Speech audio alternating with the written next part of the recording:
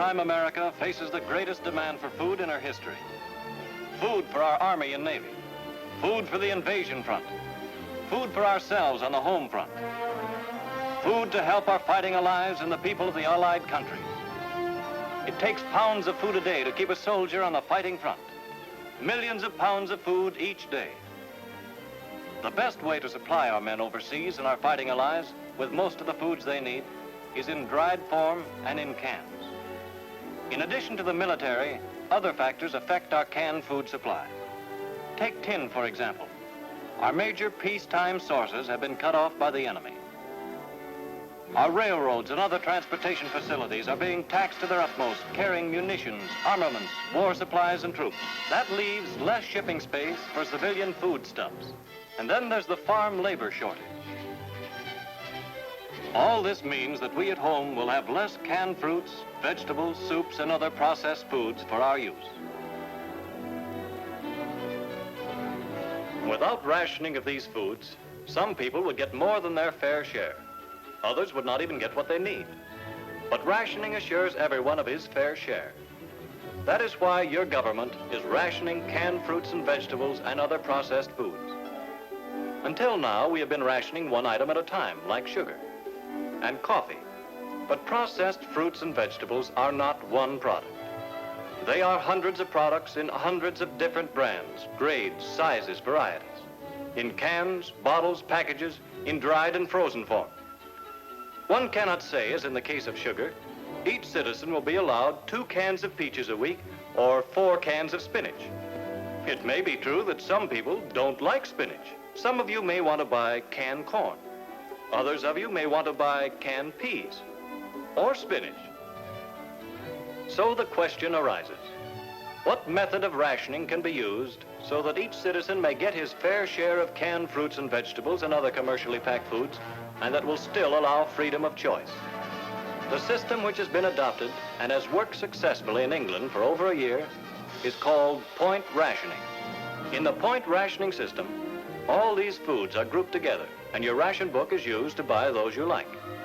Those items which are not so scarce will take fewer points. Items which are more scarce will take more points. Point stamps to buy these ration goods are in War Ration Book 2. This book contains blue and red stamps. Blue stamps are to be used for canned fruits, vegetables, soups, juices, and other processed foods. Red stamps will be used for meat. This is a typical page of blue stamps in War Ration Book 2. Notice that the stamps are given point numbers, 8, 5, 2, 1. Everyone will get 48 points each period. That means you will use blue stamps ABC for the first period, DEF for the second, and so forth. Point values will be the same in all stores. Every store in which you shop must post the official table of point values of all point rationed items in all sizes. From time to time, point values may change, and stores will post the new point values. Here's an example of how point rationing works. This lady, all decked out with her family's brand new ration books, starts out to do some shopping. First of all, she wants to buy a can of peas.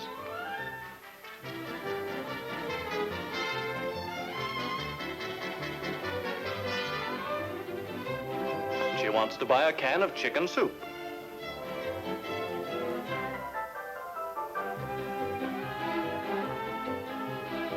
And she wants some dried prunes.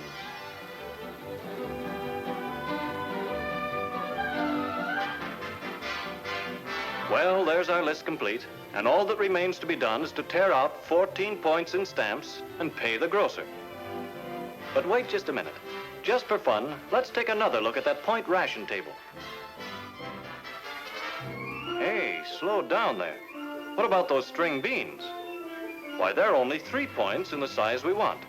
If we buy those instead of peas, we can save 5 points. And what's this? Fresh apples don't require any points. Well, why not buy those instead of dried prunes? And save another point. So there we are, our shopping list complete. With the same amount of goods, and with 6 points saved for future use. Smart girl. She's smart in more ways than one, too. Because she used her large stamps first, wisely saving her small ones for low-point purchases later on. Because she shops early in the day and so helps her grocer. Because wherever possible, she substitutes unrationed fresh fruits and vegetables for canned or processed ones. This is point rationing. This is the way to assure everyone here at home an equal opportunity to get the same fair shares. This is the way to assure food for our fighting men and for our fighting allies. Share and share alike is the American way to victory.